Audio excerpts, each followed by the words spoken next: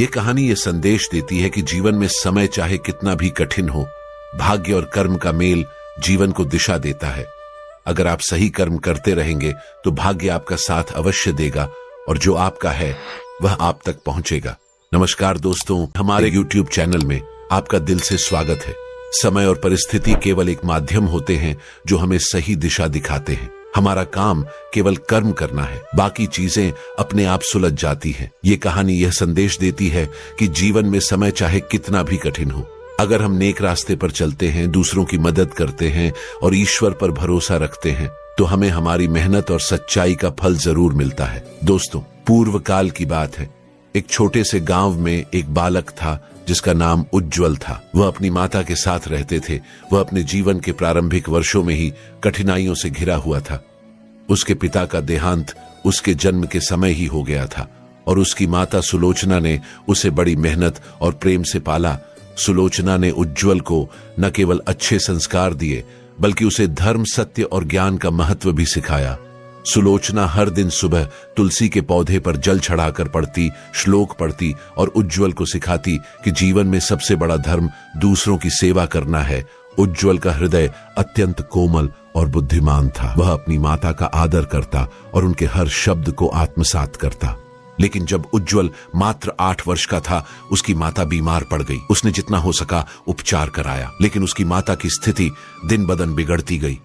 एक दिन जब वह अंतिम सांस ले रही थी तब यमराज वहां पर प्रकट हुए। यमराज का स्वर गंभीर और तेजस्वी था। उन्होंने कहा, हे सुलोचना, तुम्हारे समय की पूर्णता हो चुकी है। चलो, अब स्वर्ग लोक की यात्रा करनी होगी। सुलोचना के 8 साल के पुत्र उज्ज्वल ने यमराज को देखा तो वह भयभीत और दुखी हो गया। उसे समझ में आ गया था कि अब यमराज उसकी माता के प्राण लेने के लिए आए हैं। इसीलिए वह सामने आकर यमराज के मार्ग में खड़ा हो गया। वह रोते हुए बोला, हे यमराज, आप मेरी माता को कहां ले जा रहे हैं? वह मेरी पूरी दुनिया है। मैं उनके बिना नहीं रह सकता।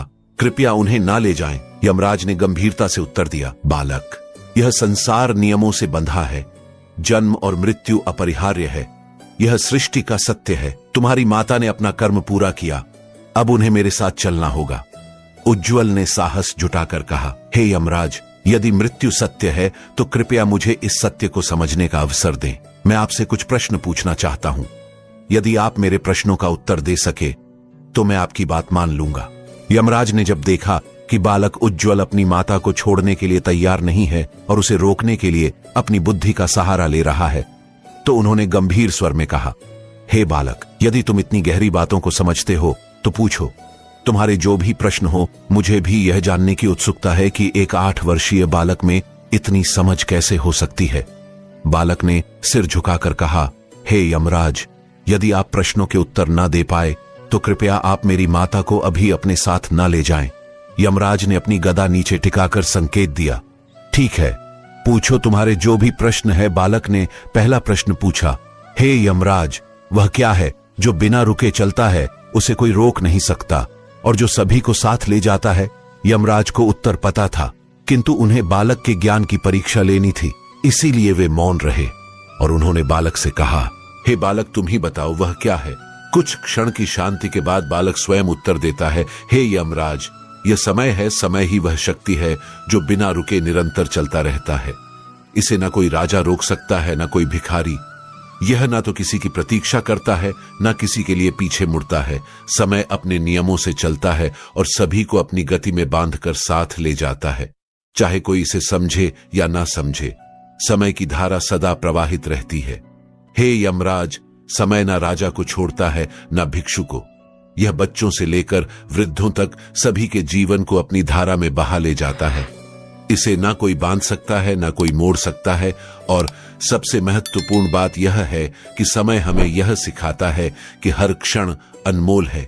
जो इसे पहचानता है वह अपने जीवन को धन्य बना सकता है। यमराज बालक के उत्तर से बहुत प्रभावित हुए। उन्होंने बालक के उत्तर की प्रशंसा की और अगला प्रश्न पूछने के लिए कहा। फिर बालक ने दूसरा प्रश्न पूछा, हे यमराज, ऐसा क्या है जो सदा सत्य है फिर भी हर किसी को डराता है? यमराज ने बालक से ही पूछा, हे बालक, तुम ही बताओ वह क्या है? बालक ने उत्तर दिया, यह मृत्यु है। मृत्यु सदा सत्य है। यह सृष्टि का अटल नियम है। जो जन्म लेता है वह एक दिन मृत्यु को प्राप्त होगा, चाहे वह राजा हो, रंक हो, ज्ञानी हो या साधारण व्यक्ति, मृत्यु सभी के लिए अपरिहार्य है। लेकिन यह सत्य इतना कठोर है कि इसे स्वीकार करने का साहस बहुत कम लोगों में होता है। मृत्यु के विषय में हर कोई जानता है, फिर भी इसे हर कोई भूलना चाहता है। जब तक जीवन में सुख और समृद्धि होती है, तब तक कोई मृत्यु को याद नहीं करता। लेकिन जब मृत्यु का साया पास आता है, तब हर व्यक्ति भयभीत हो उठता है। यह भय इसलिए है क्योंकि मृत्यु जीवन की समाप्ति नहीं, बल्कि जीवन के कर्मों का लेखा जोखा है। मृत्यु हमें हमारे कर्मों का फल देती है। यही कारण है कि जो अपने कर्मों में सत्य और धर्म का पालन करते हैं, वे मृत्यु से नहीं डरते। लेकिन जो अपने कर्मों से पद भ्रष्ट होते हैं, वे इससे घबराते हैं। अटल है क्योंकि यह जीवन का सबसे बड़ा सत्य है। परंतु इसे समझने और स्वीकार करने के लिए आत्मा का विकास और सत्य का बोध आवश्यक है। मृत्यु केवल एक अंत नहीं, बल्कि एक नई शुरुआत है जो आत्मा को उसके अगले कर्मों की यात्रा पर ले जाती है। यमराज का मुख और गहन हो गया। यमराज ने अपने मन में सोचा, यह बालक अपने सत्य और प्रेम के बल पर मृत्यु के कठोर सत्य को भी स्वीकार कर चुका है। ऐसे ज्ञान और साहस की परीक्षा लेना मेरे लिए भी गौरव की बात है। बालक ने अगला प्रश्न पूछा, हे यमराज, एक ऐसा रिश्ता बताइए जो जन्म से शुरू होता है परंतु मृत्यु के बाद भी समाप्त नहीं होता। यमराज ने फिर से बालक को उत्तर देने के लिए कहा। उत्तर देते हुए बालक बोला, यह माता और पुत्र का रिश्ता है। माता का प्रेम पुत्र के जीवन की नींव है। यह रिश्ता केवल जन्म और मृत्यु का नहीं है, यह आत्मा से जुड़ा हुआ है। यमराज बालक की बातों पर गंभीरता से विचार करने लगे। फिर उन्होंने उसे अगला प्रश्न पूछने के लिए कहा। बालक ने अगली पहेली पूछी, हे यमराज, ऐसा क्या है जो दिखाई नहीं देता परंतु इसे हर कोई अनुभव करता है और इसके बिना कोई जीवित नहीं रह सकता। यमराज ने गंभीरता से बालक की ओर देखा और कहा, बताओ बालक, तुम्हारी इस पहेली का उत्तर क्या है? उत्तर देते हुए उज्ज्वल ने कहा, हे यमराज, यह प्रेम है। प्रेम वह शक्ति है जो दिखाई नहीं देती परंतु इसे हर कोई अपने भीतर अनुभव करता है। यह वह अदृश्य ऊर्जा है जो इस सृष्टि को जीवित रखती है। प्रेम को ना देखा जा सकता है, न छुआ जा सकता है, लेकिन यह हर जीव के जीवन का आधार है। यह एक ऐसी अनुभूति है जो जन्म से लेकर मृत्यु तक हर व्यक्ति के साथ रहती है। माता का पुत्र के प्रति प्रेम इसका सबसे बड़ा उदाहरण है।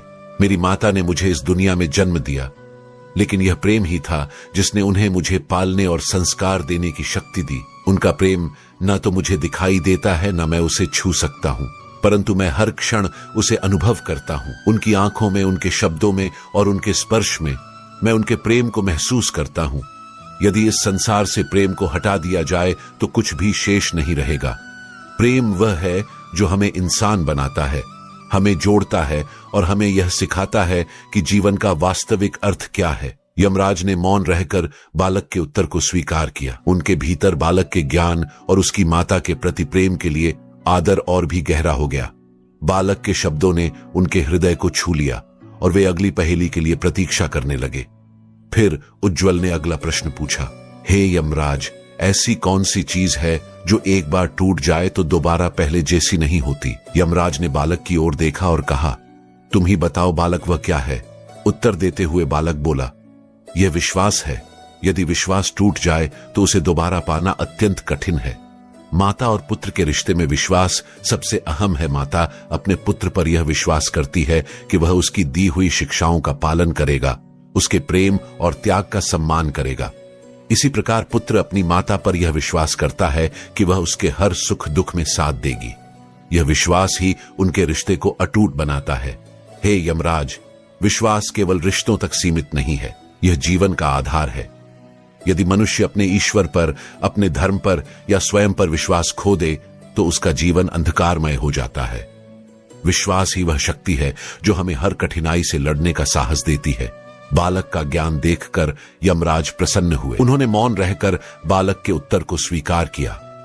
उनके भीतर यह विचार और पुख्ता हो गया कि यह बालक केवल अपनी माता के प्रति प्रेम और कर्तव्य से प्रेरित नहीं है, बल्कि जीवन और सत्य के मूल सिद्धांतों को भी समझने में सक्षम है। यमराज बालक की अगली पहेली के लिए प्रतीक्षा करने लगे। फिर बालक ने अगला प्रश्न पूछा, ऐसा क्या है जो स्वयं मिट जाता है परंतु दूसरे के जीवन को रोशन करता है? यमराज ने आश्चर्य से बालक की ओर देखा और कहा, बताओ बालक, वह क्या है? बालक ने उत्तर देते हुए कहा, हे यमराज, यह माता है। माता अपने सुख और इच्छाओं का त्याग करती है ताकि उसका पुत्र अच्छा जीवन जी सके। फिर बालक ने अगला प्रश्न पूछा, ऐसी कौन सी चीज है जो हर किसी के पास है फिर भी हर किसी की अलग होती है? इस प्रश्न से यमराज गंभीर हो गए। उन्होंने जिज्ञासा से बालक की ओर देखा और उससे इस प्रश्न का उत्तर जानने के लिए उत्सुक हो गए। बालक ने उत्तर देते हुए बोला, हे यमराज, यह कर्म है। हर व्यक्ति अपने कर्मों का निर्माण स्वयं करता है और यह उसकी पहचान बनता है। कर्म वह चीज है जो हर जीवित प्राणी के पास है, चाहे वह एक राजा हो, भिक्षुक हो, ज्ञानी हो या मूर्ख। सभी अपने कर्मों का निर्माण स्वयं करते हैं, लेकिन हर व्यक्ति के कर्म अलग होते हैं, क्योंकि हर कोई अपनी सोच, अपने उद्देश्य और अपनी परिस्थितियों के अनुसार कर्म करता है। यही कारण है कि कोई भी दो व्यक्तियों के कर्म समान नहीं हो सकते। कर्म ही वह चीज है जो हमारी पहचान बनाता है। मनुष्य को उसके कर्मों से ही याद किया जाता है। यदि उसके कर्म अच्छे हो तो वह पूजनीय बनता है, और यदि उसके कर्म बुरे हो तो वह तिरस्कार का पात्र बनता है। यही कारण है कि कर्म केवल हमारे वर्तमान को नहीं बल्कि हमारे भविष्य को भी निर्धारित करते हैं। हे यमराज, यह संसार कर्मों से चलता है। जो जैसा कर्म करता है वैसा ही फल पाता है। यही सृष्टि का नियम है। यही कारण है कि कर्म हर किसी के पास होते हुए भी हर किसी के लिए अलग होते हैं। यह हमारे जीवन का सार है। बालक का यह उत्तर सुनकर यमराज उस पर प्रसन्न हो गए। वे मौन होकर बालक के उत्तर को स्वीकार करते रहे और अगली पहेली सुनने के लिए प्रतीक्षा करने लगे। फिर बालक ने अगला प्रश्न पूछा, हे यमराज, ऐसा कौन सा रिश्ता है जो जन्म के साथ बनता है, परंतु उसे निभाने के लिए ज्ञान और धैर्य चाहिए? यमराज ने बालक के मुख पर दृष्टि डाली और उत्तर सुनने के लिए उत्सुक हो गए। बालक ने उत्तर देते हुए कहा, हे धर्मराज, यह माता और पुत्र का रिश्ता है। यह रिश्ता सहज तो है, परंतु इसे निभाने के लिए माता का त्याग और पुत्र का सम्मान जरूरी है। फिर बालक ने और एक प्रश्न पूछा, ऐसी कौन सी चीज है जो खोने पर रोने को मजबूर कर देती है, लेकिन पाने पर हम उसे महत्व नहीं देते? बालक ने उत्तर देते हुए कहा, हे यमराज, यह समय और माता का साथ है। जब माता पास होती है तो हम उसकी कद्र नहीं करते, लेकिन जब वह चली जाती है तो हमें उसका महत्व समझ आता है। इसके बाद बालक ने और एक सवाल पूछा, हे धर्मराज, ऐसा कौन सा सत्य है जिसे कोई बदल नहीं सकता, फिर भी हर कोई उसे स्वीकार करने में कठिनाई करता है? यमराज इसका भी उत्तर जानते थे, लेकिन उन्होंने कौतूहल से बालक की ओर देखकर उससे उत्तर की अपेक्षा की। उत्तर देते हुए बालक ने कहा, हे यमराज, यह जन्म और मृत्यु का चक्र है। हर कोई जानता है कि जो जन्मा है उसे एक दिन मरना है, लेकिन इसे स्वीकार करने में हर किसी को कठिनाई होती है। यमराज बालक की बुद्धि और उसकी माता के प्रति अटूट प्रेम देखकर स्तब्ध थे। उन्होंने कहा, बालक, तुमने जीवन के ऐसे गुण रहस्यों को समझ लिया है जिन्हें समझने में बड़े बड़े आर्षि मुनि भी समय लगाते हैं। हे बालक, तुम अत्यंत ज्ञानवान हो। इतनी छोटी आयु में इतनी बड़ी बातें समझ लेना साधारण बात नहीं है। बताओ, यह ज्ञान तुमने कहां से पाया? उज्ज्वल ने उत्तर दिया, यह मेरी माता की शिक्षा का परिणाम है। उन्होंने मुझे सत्य और धर्म का मार्ग दिखाया। कृपया उन्हें मेरे पास छोड़ दीजिए। उनके बिना मेरा जीवन अंधकारमय हो जाएगा। यमराज ने अपनी गधा को टेकते हुए कहा, बालक, मैं तुम्हारी माता के प्राण तो लौटा नहीं सकता, किंतु तुम्हारी ज्ञान की परीक्षा ने मुझे प्रभावित किया है। इसीलिए मैं तुम्हें एक वरदान देने को तैयार हूं, परंतु याद रखना, यह वरदान धर्म और सत्य के मार्ग से हटकर नहीं होना चाहिए।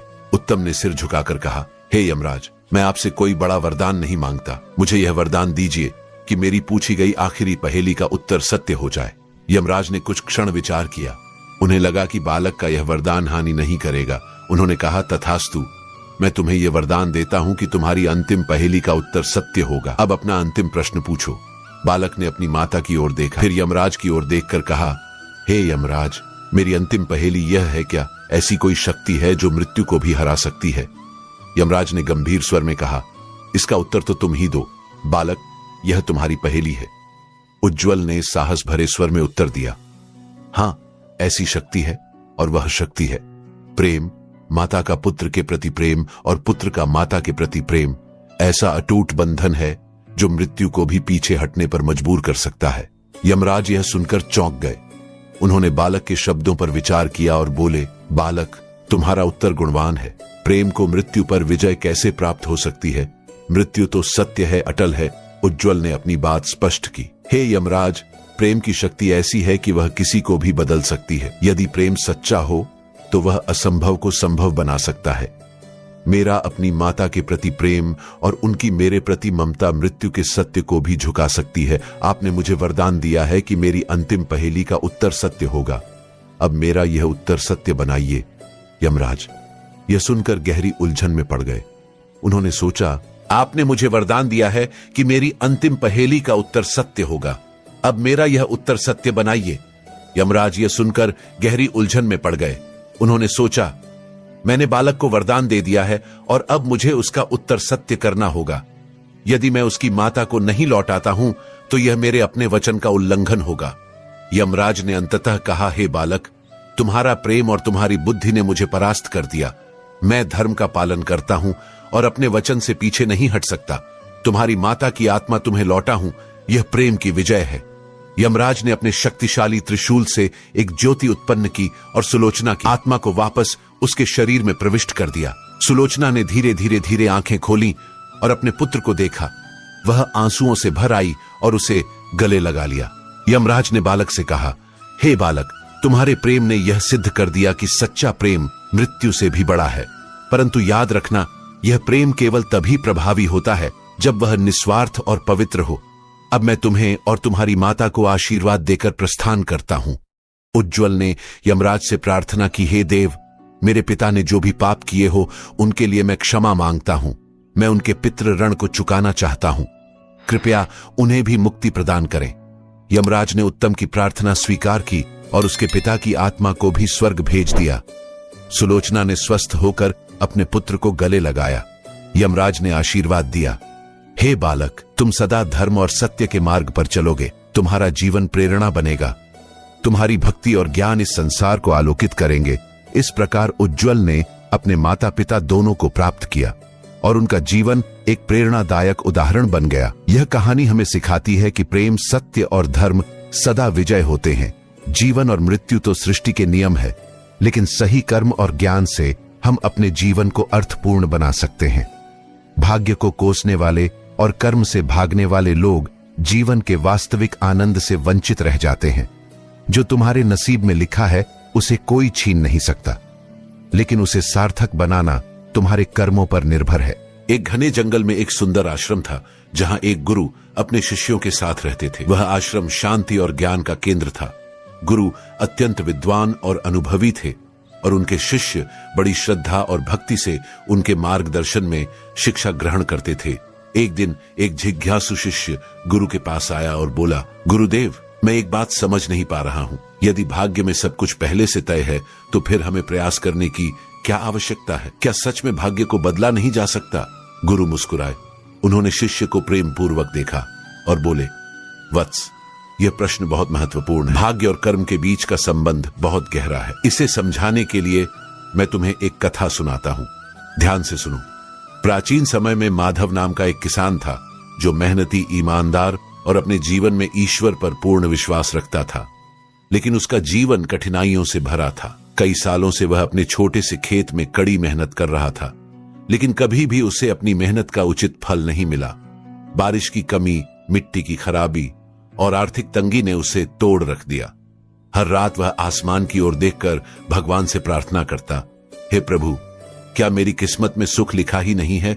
क्या मेरी मेहनत का कोई मोल नहीं? लेकिन जवाब में उसे केवल सन्नाटा मिलता। एक दिन थकावट से चूर माधव अपने खेत के पास की मेढ़ पर सो गया। जैसे ही वह गहरी नींद में डूबा, वहां एक बड़ा नाग आया। नाग ने जमीन के नीचे से एक भारी सोने की मटकी निकाली और उसे माधव के पास रख दिया और चला गया। जब माधव की आंख खुली तो उसने देखा कि उसके सामने चमचमाती हुई सोने की मटकी रखी है। माधव को अपनी आंखों पर विश्वास नहीं हुआ। उसने सोचा, क्या यह भगवान का चमत्कार है? क्या यह मेरे नसीब का हिस्सा है? लेकिन फिर उसके मन में संशय भी आया, क्या यह मेरे लिए सही है? क्या इसे स्वीकार करना ठीक होगा? माधव सोने की मटकी लेकर अपने घर पहुंचा। जब उसने यह बात अपनी पत्नी को बताई तो वह चिंतित हो गई। उसने कहा, क्या पता यह किसी और की संपत्ति हो, इसे रखना ठीक नहीं होगा। का मन भी द्वंद में फंस गया। अगले दिन वह मटकी लेकर गांव के पुजारी के पास गया और पूरी पुजारी जी को कहानी सुनाई। पुजारी ने शांत स्वर में कहा, माधव, यह तुम्हारे भाग्य का परिणाम है। जो तुम्हारे नसीब में लिखा है उसे कोई छीन नहीं सकता। लेकिन यह धन तभी सार्थक होगा जब तुम इसका सही उपयोग करोगे। धन तुम्हारे जीवन को केवल एक अवसर देता है, परंतु इसका उपयोग तुम्हारे कर्म और बुद्धि पर निर्भर करता है। यह सुनकर माधव ने जान लिया कि वह इस धन का उपयोग केवल अपने लाभ के लिए नहीं करेगा। उसने सबसे पहले अपने खेत को सुधारने के लिए नई तकनीकों का उपयोग किया। फिर उसने गांव के गरीब किसानों की मदद के लिए धन का उपयोग किया। धीरे धीरे माधव का जीवन सुखमय हो गया और उसने पूरे गांव में अपनी परोपकारी छवि बना ली। जब गुरुदेव ने यह कथा समाप्त की तो उन्होंने कहा, देखो, माधव के जीवन में वह मटकी आना तय था। यह उसके भाग्य का हिस्सा था, लेकिन यदि वह उस धन का उपयोग अपने स्वार्थ के लिए करता तो उसका भाग्य उसे सुख नहीं देता। कर्म से भाग्य को सार्थक बनाना हर व्यक्ति की जिम्मेदारी है। इसलिए यह मत सोचो कि केवल भाग्य सब कुछ करेगा।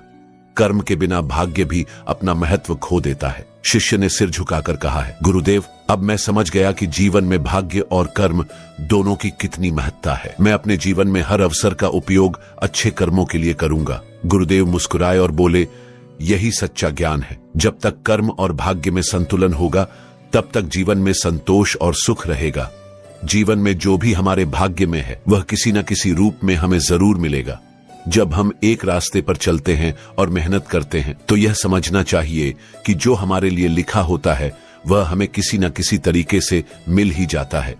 जो हमारे भाग्य में लिखा है उसे कोई छीन नहीं सकता। यह विश्वास हमें जीवन में स्थिरता और शांति प्रदान करता है। हर परिस्थिति में यह समझना चाहिए कि समय आने पर जो हमारा है वह हमें अवश्य मिलेगा।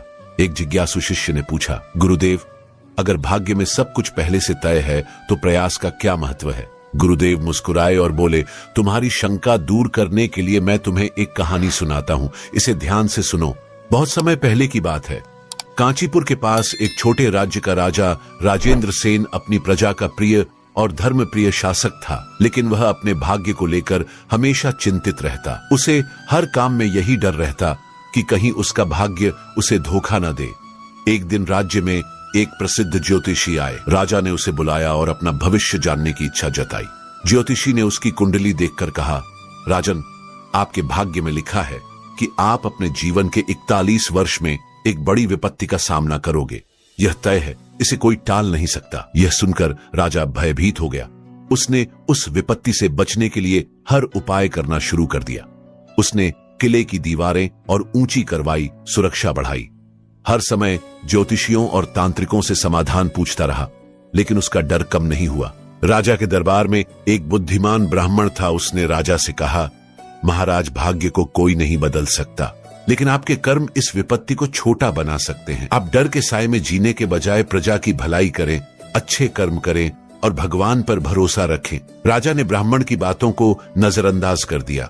समय बीतता गया और आखिरकार वह दिन आ गया जब राजा के जीवन का 41वां वर्ष शुरू हुआ। राजा ने उस दिन खुद को अपने महल के सबसे सुरक्षित कक्ष में बंद कर लिया।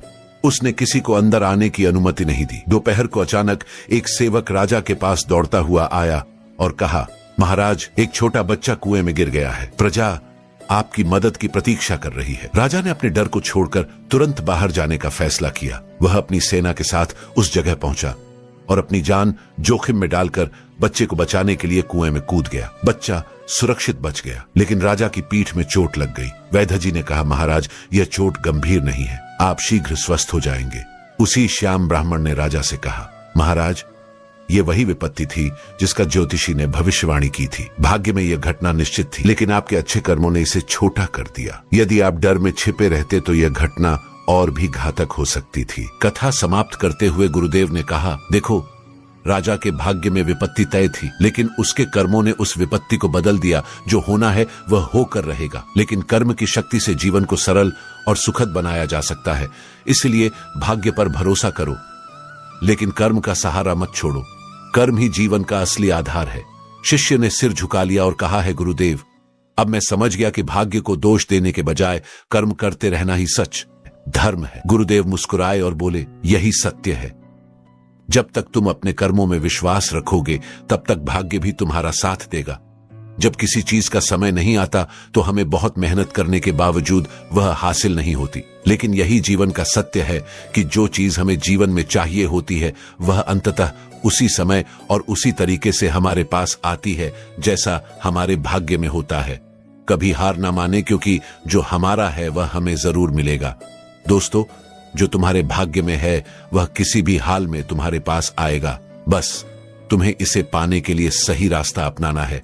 इसका मतलब यह है कि जब हम ईमानदारी से मेहनत करते हैं तो हमारे लिए जो सही है वह अवश्य मिलेगा। हमें कभी भी घबराना नहीं चाहिए, क्योंकि समय हमें वही देगा जो हमें चाहिए। हमारे जीवन में जो कुछ भी घटता है वह किसी कारण से होता है। कभी कभी हम महसूस करते हैं कि हमारे पास जो कुछ नहीं है वह किसी और के पास है, लेकिन क्या आप जानते हैं, जीवन में जो हमारी तकदीर में है वह हमें समय आने पर ही मिलता है।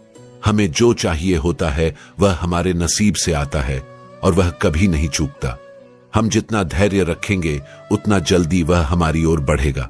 कुछ लोग सोचते हैं कि उनके पास जो नहीं है वह कभी भी नहीं आएगा, लेकिन सच्चाई ये है कि जो नसीब में है वह हमेशा मिलेगा।